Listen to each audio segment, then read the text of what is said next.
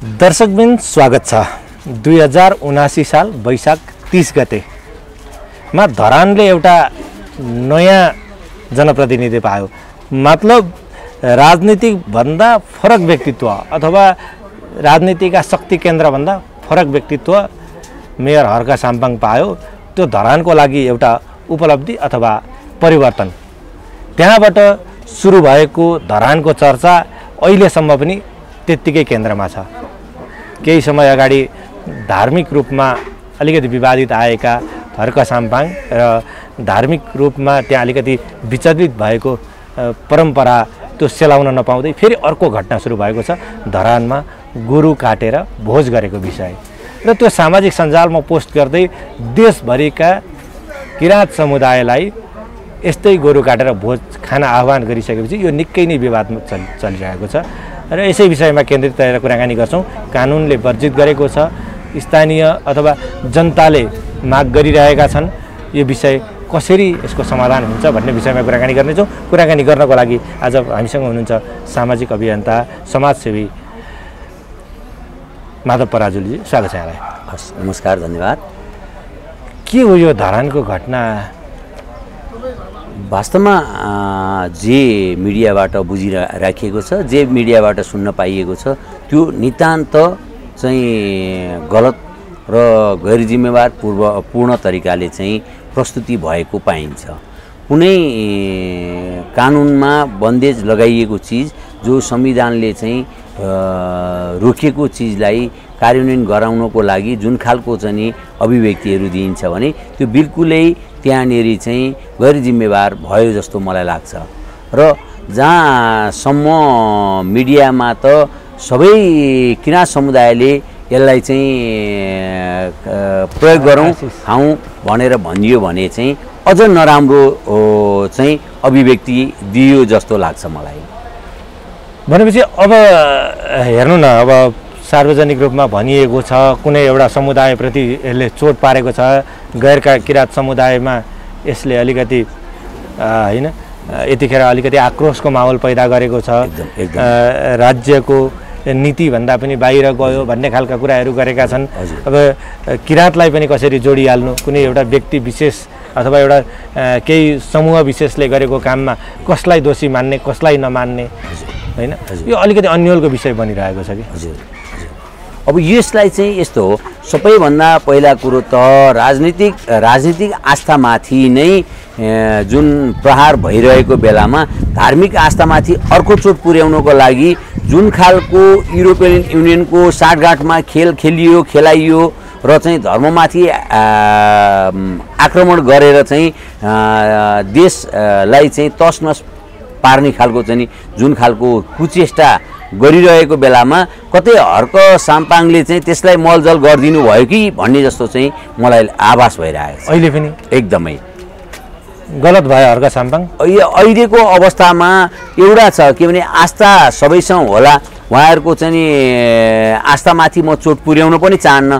तर एउटा कुरो के भने उहाँले हाम्रो आस्थामाथि त चोट पुर्याउन पाउनुहुन्न नि त। उहाँले चाहिँ चोट पुर्याउन पाउनुहुन्छ एउटा पदीय जिम्मेवारी व्यक्तित्वले हामीमाथि चाहिँ जाइ लागेर होइन, हामीमाथि जाइ लागेर तिमीहरू पनि गोरु काटेर खाऊ भनेर भन्दै गर्दा राम्रो कुरो भनेर हर्क साम्पाङले त्यस्तो उहाँहरूको समुदायको कुनै व्यक्तित्वले भन्यो त्यसको कम्तीमा जिम्मेवार जस अब जस्तो, किनकि उहाँको समुदायले लिएको उहाँको चाहिँ नगरपालिकामा भएको उहाँको नेतृत्वबाट चाहिँ गलत गरियो भन्ने खालको चाहिँ एउटा अभिव्यक्तिभित्र चाहिँ हुन त कानुनले वर्जित गरेको कुरा हैन। गाई वा गोरु हजुर हैन एकदम समान हुन्, यिनीहरूलाई यदि कुनै किसिमको काटमार गरियो त्यसलाई गरियो भने त्यसले कानुनी हिसाबको कारबाही भोग्नै पर्छ, अथवा कुटाई मात्रै गरियो चोट मात्रै पुर्याइयो भने पनि त्यसले कानुनी भोगाई भोग्नुपर्छ भनेर चाहिँ भनिरहँदाखेरि हाम्रो समुदायले वर्षौँदेखि मानिआएको चलन प्रथा हैन संस्कृति परम्परालाई चाहिँ यसरी बन्देज गर्ने भन्ने खालका कुरा पनि आउन थाल्यो नि त। हजुर हजुर, अब यस्तो के मेरो बुझाइमा चाहिँ के छ भने उहाँहरूको धर्म संस्कार र संस्कृतिभित्र त्यो खानी नै थियो भने पनि खानी प्रचलन थियो, काटेर खानी या त मरेको खानी कुन खालको चाहिँ चलन थियो त्यसलाई चाहिँ मैले अहिले पनि के भनेर बुझ्छु, के भनेर बुझ्न चाहन्छु, बुझाउन चाहन्छु समाजलाई भने उहाँहरूको संस्कार र संस्कृतिलाई मैले आँचाउने गरी मैले ब्रेक लगाउन चाहन्न, तर पनि एउटा कुरो चाहिँ के हुनु भएन भने अरूको संस्कार र संस्कृतिलाई चाहिँ असर पर्ने गरी अरूलाई चाहिँ चोट पुर्याउने गरी त्यस्ता गैर जिम्मेवार कामहरू गर्नुहुन्न भन्नेमा चाहिँ मेरो बुझाइ छ। कानुन किन बनेन होला हैन? अब यसो संविधानले चाहिँ यसलाई गाई गोरुलाई त काटमार गर्नै पाइँदैन, काटमार मात्र होइन उसलाई त एक थप्पड कुट्न पनि पाइँदैन भनेको छ कानुनले। अब रह्यो कानुनलाई हामीले मान्ने या नमान्ने भन्ने कुरो हो। हामी कानुनभन्दा माथिका हौँ या त कानुनसम्म त हामी बाँच्न पाउनुपर्छ। सबैको चाहिँ कानुनी दायराभित्र बाँच्ने अधिकार छ, त्यसलाई चाहिँ पहिला बुझ्नु पर्यो। एउटा जिम्मेवार पर्सन भएर कोही प्रस्तुत हुन्छ भने त्यहाँ चाहिँ जिम्मेवार कर्तव्य निर्वाह गर्नुपर्छ पर्दैन। मेरो जुन भूमिका छ जिम्मेवार भूमिका निर्वाह गर्न सकिएँ भने नै म समाजको लागि आवश्यक महसुस होला, आवश्यक मान्ला समाजले। यदि मैले नै गैर जिम्मेवार भूमिका निर्वाह गरेँ भने त समाजले त मलाई स्वीकार्दैन, मलाई मान्दैन। त्यही त अब यहाँ त कसैको अधिकार प्राप्तिको लागि कुराकानी गर्ने भन्दा पनि भोलि समाज भाँडिन्छ कि भन्ने कुराहरू आउन थाल्यो होइन? सासु मरी भन्दा पनि काल पलिको कि भन्ने डर क्या? हजुर हजुर, यसो भन्दै गर्दा चाहिँ मैले मेरो बुझाइमा चाहिँ के छ भने सबैभन्दा अघि नै भनिसकेँ, युरोपियन युनियनले हामीलाई जातिवादी युद्ध गराएर उनीहरूको वर्चस्व कायम गर्न को लागि जुन खालको रोल खेलिरहेको छ त्यसमा हाम्रा केही तत्त्वहरू या त त्यहाँ क्षेत्री बाहुन भन्नुहोस् या त त्यहाँ विभिन्न चाहिँ समुदाय भन्नुहोस् या जाति धर्म संस्कृति जो जसलाई जोडौँ त्यहाँनिर के हो भने थोरै हामीले बुझ्दा बुझ्दै पनि त्यहाँनिर स्वार्थको लागि चाहिँ केही गर्न खोजिएको हो कि भन्ने खालको चाहिँ एउटा आभास भइरहेछ। यसलाई अब कसरी लिने त? अब एउटाले सामाजिक सञ्जालमा हामीले त यसरी मनायौँ, देशभरिकाले मनाऊ भनेर सामाजिक सञ्जालमै हाल्छन्। हजुर हजुर हैन? हजुर। अर्को समुदाय जो त्यसमा आस्था राख्छ, जसले त्यसको पूजा गर्छ, उनीहरूलाई असर परेको देखिन्छ। हजुर, यस्तो त्यो विषयमा चाहिँ मैले भने नि विश्वका धेरै राष्ट्रहरूले आफ्नो संस्कार र संस्कृतिलाई त मानेको छ नि। कसै हाम्रै देशमा पनि चाहिँ उपल्लो मुस्ताङ डोल्पातिर चाहिँ मान्छेको लास काटेर चाहिँ गिद्धलाई खुवाइन्छ नि त। त्यहाँ गिद्धलाई खुवाउँदै गर्दाखेरि चाहिँ हाम्रो संस्कार संस्कृतिभित्र चाहिँ आँच पऱ्यो कि पुगेन भनेर हामीले कहिले खोजेका छौँ, कहिले सोधेका छौँ? किनकि हामीले जलाउँछौँ त तिनीहरूले पनि जलाउनै पर्थ्यो नि होइन र? हिजो किराँत समुदायहरूले यही पशुपतिको पारिपट्टि जो हाम्रो आर्यघाटको पारिपट्टिको जङ्गलमा चाहिँ किराँतहरूले चाहिँ त्यहाँ लास गाडिरहेछन् त। अहिले पनि त्यहाँ गाड्ने क्रम त छँदैछ। मैले भन्दा हाम्रो संस्कारलाई असरै गर्यो भन्दा त त्यहाँ जलाउनु पर्छ भन्नु पर्थ्यो नि होइन र? त के भने चलेको चलन र जुन संस्कार छ नि, संस्कार र संस्कृति चाहिँ जोगाउनु पर्छ।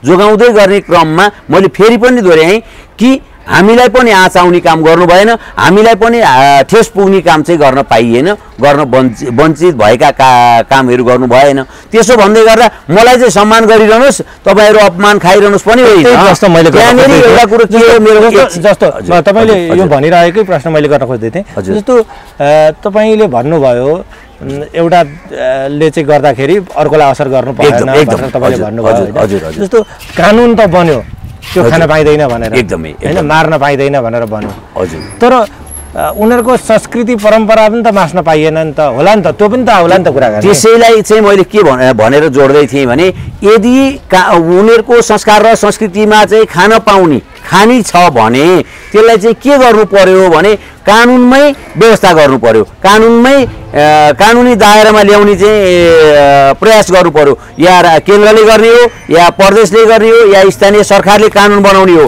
त्यो विधिवत सम्मानजनक ढङ्गले चाहिँ कानुन बन्नु पर्यो, कानुनी दायराभित्र रहेर खान पाइयो। तर जुन चिज चाहिँ बन्देज लगाइएको चिज त्यो पनि अरूको आस्थामाथि चाहिँ चोट पुर्याउन पाइएन भन्ने नै मेरो माग हो। त्यही त अब कानुन बनाउँदा पनि त राई लिम्बू तामाङ समुदायको प्रतिनिधित्व गरेका व्यक्तिहरू पनि थिए हैन? देशका चाहे जुनसुकै राजनीतिक दल होस् त्यसमा उपल्लो तहमा पनि पुगिरहेका छन्। उनीहरूले त यो कुरा विचार गरेका थिए होला नि त। अब तत्कालीन अवस्थामा हामीले त के भन्ने सुन्थ्यौँ भने नेपालले त प्रमाणित मात्रै गरिदिएको हो, यो विश्व समुदायले पठाइदिएको चाहिँ संविधानको खोस्ट हो, त्यस कारणले मान्दैन। एक ग्रुपले त नमानेको हो नि त। यो संविधान दिवसलाई नै कालो दिवस मान्दै गरेको त हामीले सुनेका छौँ नि त। कुरो चाहिँ के हो भने कतै यो संविधान बनाउने बेला पनि सबै समुदायसँग सबै तह र तबकासँग चाहिँ जोडिएर राय सल्लाह र सुझावसहित राखिएको थियो भने कम्तीमा पनि किराँतका धर्म भाषा संस्कार र संस्कृति जोडिन्थ्यो होलान्, त्यहाँ चाहिँ यो अवस्था आज आउँदैन थियो होला। हो फेरि त्यसमा हिजो एउटा त्रुटि भइसक्यो, त्रुटि भयो, अब हुँदैन त्यसलाई सच्याउनै मिल्दैन भन्ने होइन, कमी कमजोरी भएको छ भने यो सरकारले छिटोभन्दा छिटो उहाँहरूलाई न्याय दिने हो या त उहाँहरूलाई बन्देज लगाउने हो। अन्यायमा परे भए न्याय दिनु पर्यो, यदि गलत गरे भए बन्देज लगाउनु पर्यो भन्ने चाहिँ नि मेरो बुझाइ छ। अब यतिखेर त्यो जसले जुन समूहले त्यो गर्यो तिनीहरूको खोजी कार्य जारी छ भनेर प्रशासनले पनि भनिरहेको छ। हजुर भनेपछि अब कारबाहीको प्रक्रिया चाहिँ अगाडि बढेकै हो। त्यो त एउटा पार्ट हो। कारबाही गर्नु नै समस्याको समाधान होइन, कुनै पनि कुरालाई थिचेर राख्दैमा चाहिँ त्यो समस्या समाधान हुन्छ भन्ने मलाई लाग्दैन, किनकि स्प्रिङ थिचेर छोडेपछि बढी उफ्रिन्छ हो। हिजो चाहिँ 104 वर्षको राणा शासनको अन्त्य पनि यही नागरिकले गरेको हो र 30 वर्षीय पञ्चायती व्यवस्थाको अन्त्य पनि यही नागरिकले गरेको हो र फेरि 62-63 को जनआन्दोलनले परिवर्तन ल्याउने काम पनि यही नागरिकले गरेको हो नि त। तर यो नागरिकले गरेको अर्को नागरिकलाई बन्देज लगाउन त होइन नि त। फेरि कम्तीमा पनि सबैलाई समान दृष्टिले समान हैसियतले बाँच्न पाउने अधिकार छ र समान दृष्टिले हेर्ने अधिकार चाहिँ कानुनी दायरामै ल्याउनुपर्छ, कानुनी व्यवस्था हुनुपर्छ। यस्ता एक्सरसाइज चाहिँ धरानमै किन हुन्छन्? कहिले मासु अथवा कानुनले वर्जित गरेको कुराहरूको प्रयोग हुन्छन्, कहिले धर्मसँग लिएर क्रिस्चियनको चर्च र हिन्दूको मन्दिर एक आपसमा भिड्न कुद्छन्, किन यो धरानमै हुन्छ? अब मलाई लाग्छ एउटा कुरो चाहिँ के भने क्रिस्चियनको कुरो र यो चाहिँ गुरुको कुरो दुईटा त्यहाँबाट सुरु भयो, त्यहाँ जोडियो भन्ने सवालमा चाहिँ मैले त्यो बेला पनि बोलेको थिएँ, अहिले पनि यहाँ के प्रश्न पार्न चाहन्छु र जनसमुदायले पनि अझ यसलाई प्रश्नसँग बुझ्नुपर्ने कुरा चाहिँ के हो भने एउटा चाहिँ पार्टी प्यालेस खोलिन्छ, पार्टी प्यालेसमा चाहिँ नि क्रिस्चियनको लोगो राखिन्छ, त्यसपछि चाहिँ यहाँ क्रिस्चियनले चर्च बनायो भनेर विवाद गरिन्छ भन्दा मैले चढ्दै गरेको ट्याक्सीको अगाडिपट्टि क्रिस्चियनको लोगो छ। त्यो लोगो भएको कारणले के त म ट्याक्सीबाट ओर्लिनु पर्यो कि मलाई गन्तव्यमा पुर्याइदिन भने विवाद गर्नु पर्यो? अन्यथा त म जाने त ट्याक्सी चढेर त गन्तव्यमै हो नि त। धरानको मन्दिरको अगाडि भएको क्रिस्चियनको चाहिँ लोगो भएको पार्टी प्यालेसमा चाहिँ जो हिन्दूवादीहरूले चाहिँ त्यहाँ भोज नगर्दे त त्यो त्यसै त्यहाँको लोगो हटिहाल्छ नि, त्यसै त्यो पार्टी प्यालेस हटिहाल्छ नि। यहाँ विवादको विषय बनाउनु पर्ने अवस्था छ र? त्यो त के भने धर्मको नाम जोडेर केही यथास्थितिवादीहरूले चाहिँ आफ्नो स्वार्थको लागि चाहिँ त्यसलाई बन्देज गराउने काम गरेको हो जस्तो लाग्छ मलाई। धरान नै किन यति चर्चामा आउँछ? धरानै चर्चामा आउनुको पछाडि चाहिँ के भने एक त स्वतन्त्र एकजना मात्रै व्यक्ति छन् हर्क साम्पाङ, अर्को चाहिँ के भने त्यहाँ दलीय दलदलले जो 40 किलोमिटर परबाट त्यो पनि सम्भवै नभएको ठाउँमा जनता काकाकुल भइरहेको अवस्थामा त्यहाँ चाहिँ धराने जनतालाई पानी त्यो पनि 98 दिनमा ल्याएर खुवाइदिए नि।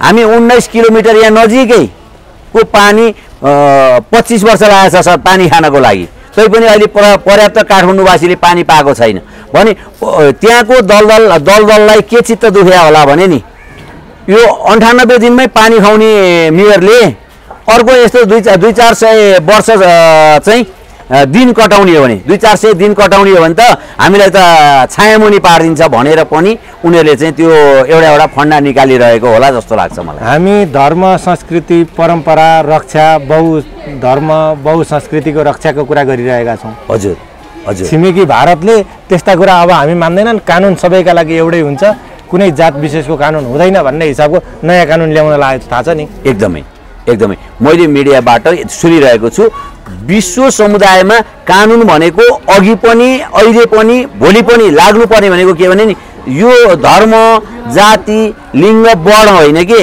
मानव जातिको धर्म चल्नुपर्छ, मानव जातिको धर्म आउनुपर्छ। धर्म भनेको के भने धारण मात्रै गर्ने हो भनेर बुझ्न सिक्नुपर्छ। के चाहिएको छ हामीलाई? के बिहान क्रिस्चियनलाई बिहान उज्यालो हुँदैन, किराँतलाई बेलुका रात पर्दैन, हिन्दूलाई बिहान उज्यालो र बेलुका रात पर्दैन, सबैलाई एउटै आगो त त्यो यताबाट उदाको घाम यता गएर अस्ताउने, यताबाट उदाको जुन यता गएर अस्ताउने त सबैलाई भएको होला नि त। त्यसो गर्दा त बहुसङ्ख्यकहरूको बाहुल्यता विश्वभरि जहाँ पनि हुने पनि त, अथवा भारतमा होस् अथवा नेपालमा होस् अथवा अन्य देशमा होस्, जसको बाहुल्यता छ त्यही अनुसारको कानुन बन्छ।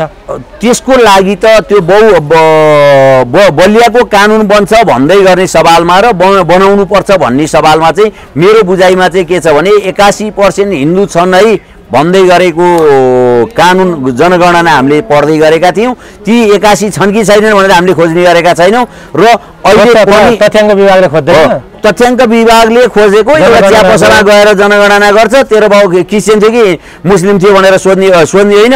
फलानुको गाउँमा के थियो भन्दा हिन्दू थियो भनेर खुरखुर हिन्दू लेख्दै हो कि फलानु क्रिस्चियन थियो भनेर खुरखुर क्रिस्चियन लेख्थ्यो, थाहा छैन। तर यथार्थ अहिलेसम्म बुझिएको छैन। हामीलाई अहिलेसम्म कतिचोटि जनगणना हो आएर घरमा सोधिँदैन, सोधिएको छ जस्तो लाग्दैन कि मलाई। सामान्यतया फर्मेलिटी पुरा गरिएको, जहिले पनि हाम्रो जनसङ्ख्या त 3 करोडबाट कहिले माथि नपुग्ने भयो।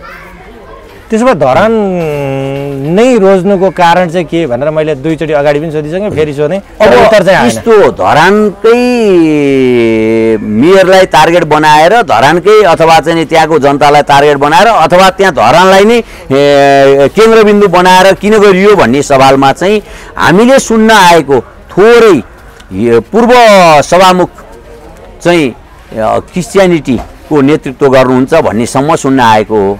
र अर्को चाहिँ के भने त्यहाँ चाहिँ थोरै मङ्गोलहरूको चाहिँ वर्चस्व कायम छ।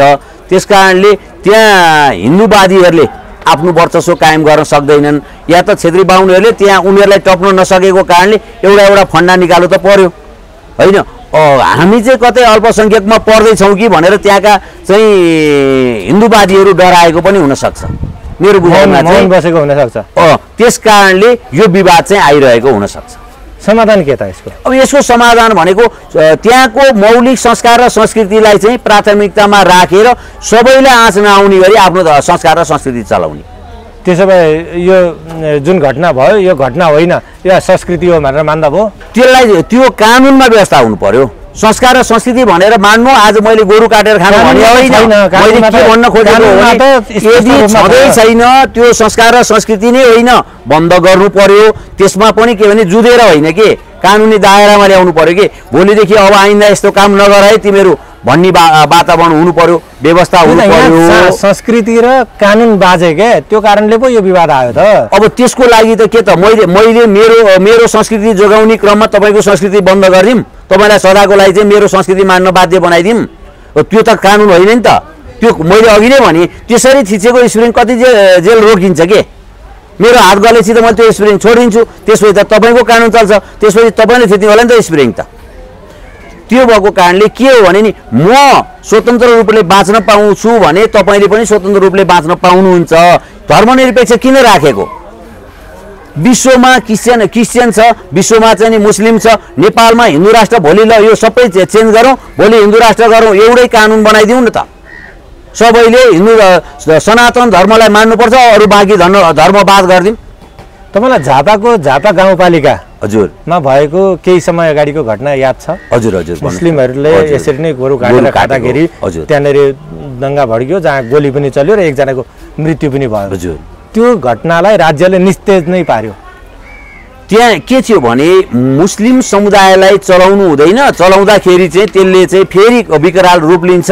जसरी अहिले चाहिँ जुन विषयलाई लिएर हामी विवादित बनिरहेछौँ नि, त्यस्ता कुरालाई निस्तेज पार्नुपर्छ भन्ने सवालमा दुवै पक्ष चाहिँ सचेत हुनुभयो। दुवै पक्ष चाहिँ सचेत हुने क्रममा राज्यले राम्रो खालको भूमिका निर्वाह गर्यो। राज्यले कारबाहीबाटै त्यसलाई निस्तेज पार्यो र गोरु काटेर खाना दिनु हुँदैन नै भन्ने हिसाबले राज्यले स्थापित गरायो त्यहाँनिर चाहिँ। अब धरानको हकमा चाहिँ कस्तो हुन्छ भन्ने प्रश्न उब्जिन्छ क्या। अब मुस्लिमलाई एउटा कानुन भनौँ न, किराँतलाई एउटा कानुन त नहोला। त्यसो सवालमा चाहिँ के हो भने अहिले पनि त मुस्लिम हिन्दू र किराँतको 3टा कानुनका कुरा आइसक्यो। सबैका आफ्ना संस्कार र संस्कृति त छँदैछ होइन हो। त्यही भएको कारणले मुस्लिमलाई दिनु हुँदैन, किराँतलाई दिनुपर्छ, किराँतलाई दिनु हुँदैन, मुस्लिमलाई दिनुपर्छ भन्ने मेरो बहस होइन। मेरो बहस त के भने संविधानमा उल्लेख नभएका कार्य गर्न पाइँदैन। यदि गर्नुपर्छ भने संस्कार र संस्कृति जोगाउन फेरि कानुन बन्नु पर्यो, अनि मात्र गर्न पाइयो। होइन कानुन बेगर यस्तो कामहरू गर्न पाइँदैन। गैर कानुनी कामहरू गर्न कसैलाई पनि छुट छैन। यो मेरो बुझाइ हो। हस्, धन्यवाद। हस्, धन्यवाद, नमस्कार।